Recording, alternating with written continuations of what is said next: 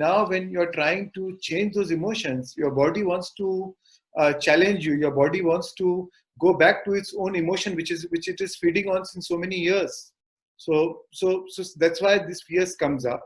But slowly, when we keep withdrawing it, and it's like a ping pong ball game, you keep withdrawing, and then you say, body, I'm not giving it to you. I am the mind. I am the master, and you're not my master. So then slowly your body will surrender.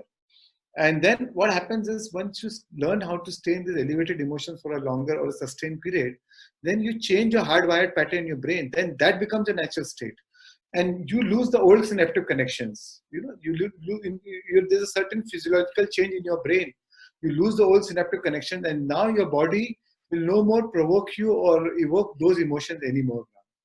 And you become your natural state. And also, it's a good thing that you express this, because a lot of times what happens is, in meditation, we feel very good. And when we go back to our normal state, when we meet the same people, places, things, time, and events, and the same people will push the same emotional button, then again we'll go back to the past.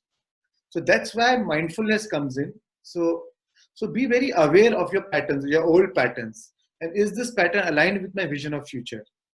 Or I am living the memory of my past? So be very conscious, very aware. Meditation means dhyan.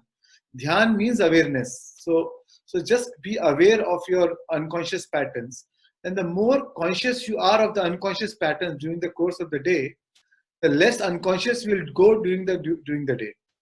Those unconscious patterns slowly lower its volume, and to stop dominating you, it will lose its intensity.